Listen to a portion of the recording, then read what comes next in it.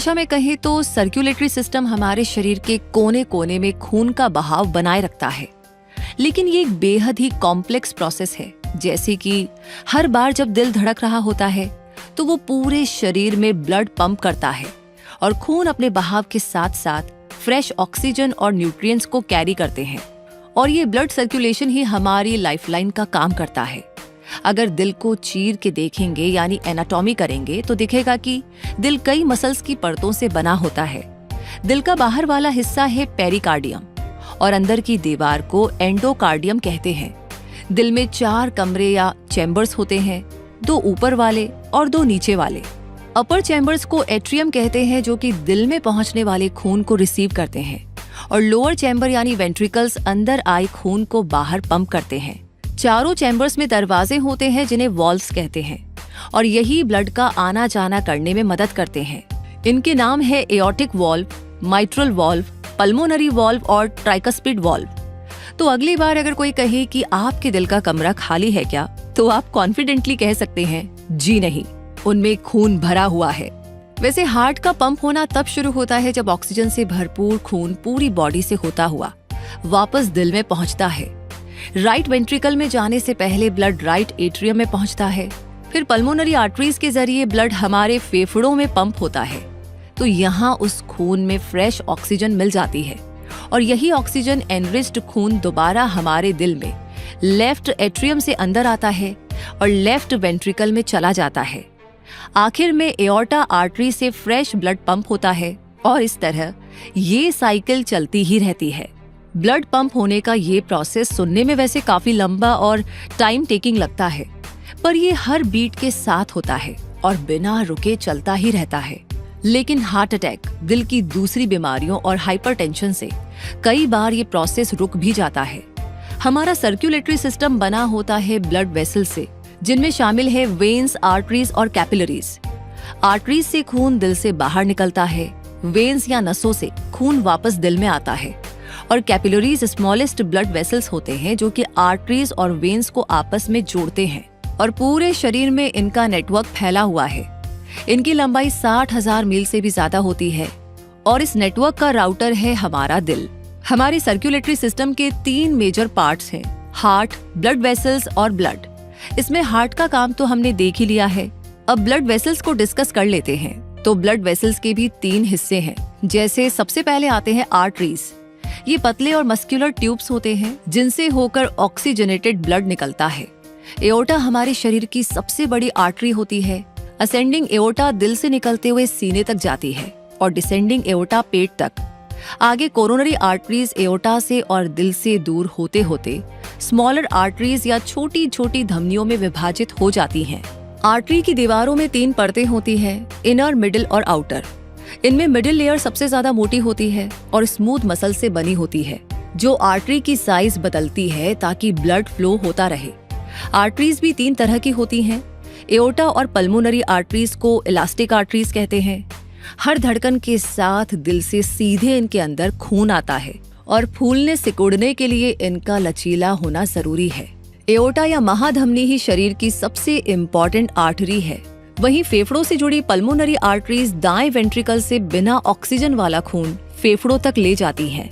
वहीं muscular arteries का काम होता है इलास्टिक आर्टरीज से मिलने वाले खून को पूरे शरीर में पहुंचाना, और ये भी स्मूथ मसल से बनी होती है जो ब्लड फ्लो के साथ सिकुड़ती और फैलती रहती है। मस्कुलर आर्टरीज का एग्जाम्पल है फेमोरल और कोरोनरी आर्टरीज, और सबसे छोटी आर्टरीज होती है आर्टरीओल्स, जो मस्कुलर आर्टरीज से खून को कैपिलरीज या कोशिकाओं तक धकेलती हैं। ये कैपिलरीज या कोशिकाएं ही धमनियों को जोड़ती हैं। स्केलेटल मसल्स, लीवर और किडनी के अंदर बड़ी मात्रा में कैपिलरीज होती हैं, क्योंकि यहाँ पर बहुत ज्यादा ऑक्सीजन और न्यूट्रिएंट्स की जरूरत पड़ती है। आर्टरीज के बाद अगला नाम है वेन्स, यानी कि हमारी नसों का, जिन पर मुहावरे भी बने हुए हैं, जैसे नस नस से वाकिफ होना।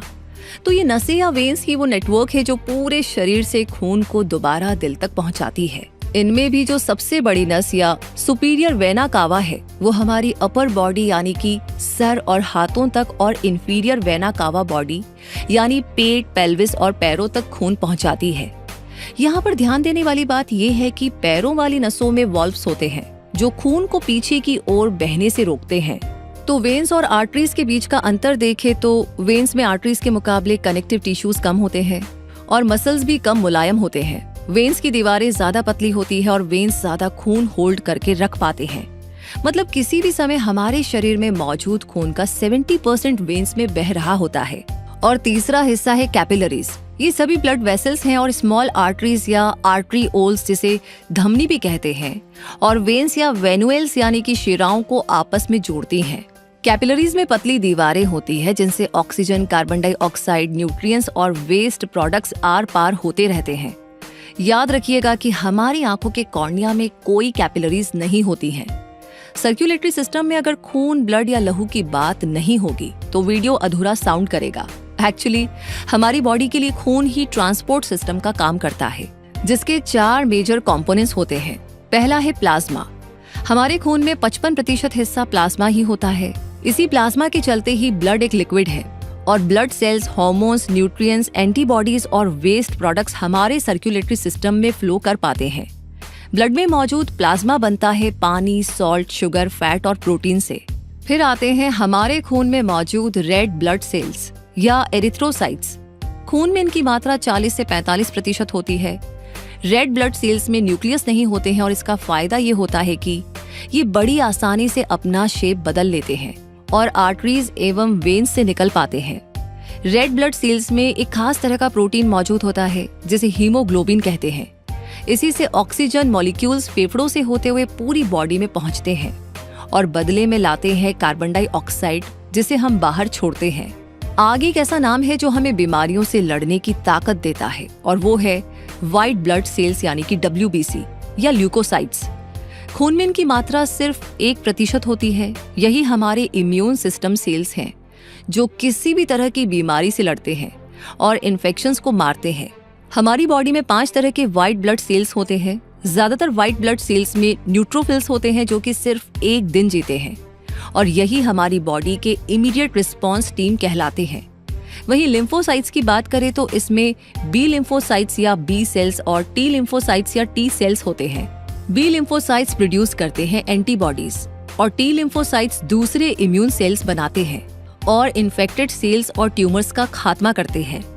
वैसे आपने डेंगू के बारे में सुना होगा कि जब भी किसी को डेंगू होता है तो उसके खून में प्लेटेट्स काउंट कम हो जाता है। प्लेटेट्स को थ्रोम्बोसाइट्स भी कहते हैं। इनका मेन काम होता है ब्लड क्लॉटिंग करना। शरीर का जब कोई हिस्सा कट जाता है और खून बहने लगता है तो यही खून को जमने में हेल्प करते हैं और ब्लीडिंग रुकने से घाव भरने लगता है।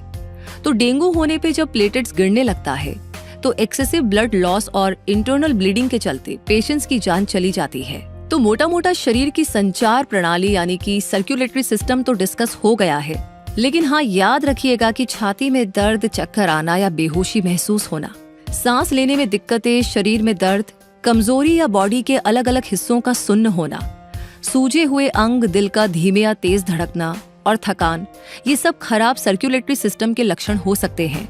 जैसे पेरिफेरल आर्टरियल डिजीज में चलते समय या आराम करते समय पैर में ऐंठन होना, ठंडे पैर या पैर का रंग बदलना, पैर के नाखून के रंग या मोटाई में बदलाव, टांगों और पैरों पर बालों का झड़ना जैसे लक्षण दिखाई देते हैं और पैरों और टांगों पर अल्सर या घाव होते हैं जो कि जल्दी ठीक नहीं होते हैं।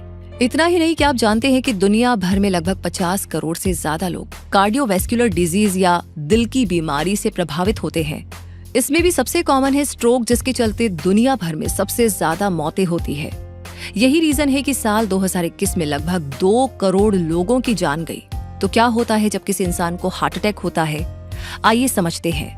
हम जानते हैं कि हमें जिंदा रहने के लिए ऑक्सीजन की जरूरत पड़ती है और बॉडी के सभी मसल्स की तरह हमारे दिल को भी ऑक्सीजन की जरूरत पड़ती है और जब हमें ये नहीं मिलता है तो हम मर जाते हैं। फैट या कोलेस्ट्रॉल, जिन्हें बोलचाल की भाषा में प्लेक्स यानी गंदगी कहते हैं, वो हमारी कोरोनरी आर्टरी की दीवारों पर जम जाते हैं और धीरे धीरे खून बहने के रास्ते को ब्लॉक कर देते हैं।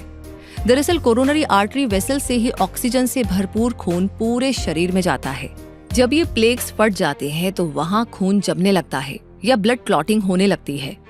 जैसे ही शरीर में ऑक्सीजनेटेड ब्लड की सप्लाई कम हो जाती है तो बॉडी के सेल्स मरने लगते हैं और यही होता है हार्ट अटैक में। और अगर समय पर इलाज ना मिले तो जान भी जा सकती है। इसलिए हार्ट अटैक आने पर कभी कभी पलक झपकते ही जान चली जाती है। तो अब सवाल ये है कि समझे कैसे कि किसी को हार्ट अटैक आया है।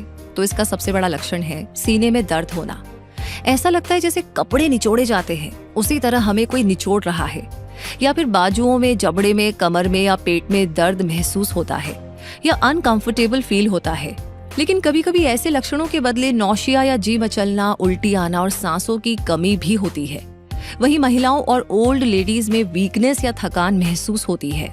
इसलिए हार्ट अटैक होने से इमरजेंसी मेडिकल रिस्पांस टीम को फोन करना चाहिए या एस्पिरिन लेने की सलाह दी जाती है ताकि ब्लड पतला होने लगे। हॉस्पिटल या इमरजेंसी रूम में पहुंचने पर डॉक्टर्स ईसीजी करते हैं और ब्लड टेस्ट से पता लगाते हैं कि हार्ट मसल्स को कितना नुकसान पहुंचा है। ये देखने के लिए भी टेस्ट किए जाते हैं कि ब्लॉकेजेस कहां पर हुई है। और जब एंजियोग्राफी की जाती है तो कार्डियोलॉजिस्ट उस ब्लॉकेज को खोलते हैं। साथ ही ब्लॉकेज एरिया को खोले रखने के लिए मेटल या पॉलीमर का बना स्टेंट डाल देते हैं या कई बार कोरोनरी आर्टरी बाईपास सर्जरी भी करनी पड़ती है। इसमें एक वेन या आर्टरी को इंस्टॉल किया जाता है ताकि कोरोनरी आर्टरी के अलावा इंस्टॉल किए गए वेन या आर्टरी ब्लड फ्लो बनाए रखा जा सके।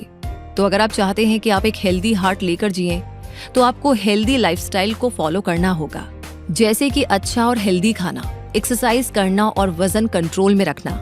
डॉक्टर्स इसके लिए कार्डियो एक्सरसाइज और वेट ट्रेनिंग के साथ साथ खाने में चीनी और फैट को कम करने की सलाह देते हैं। तो खाने में आपको सब्जियां, होल ग्रेन्स, रेड मीट के बदले मछली, नट्स और आमंड्स खा सकते हैं। अगर आप हार्ट अटैक के बाद सर्जरी करवा चुके हैं तो आपको डॉक्टर्स के अकॉर्डिंग चलना चाहिए और दी गई दवाइयां भी लेनी चाहिए।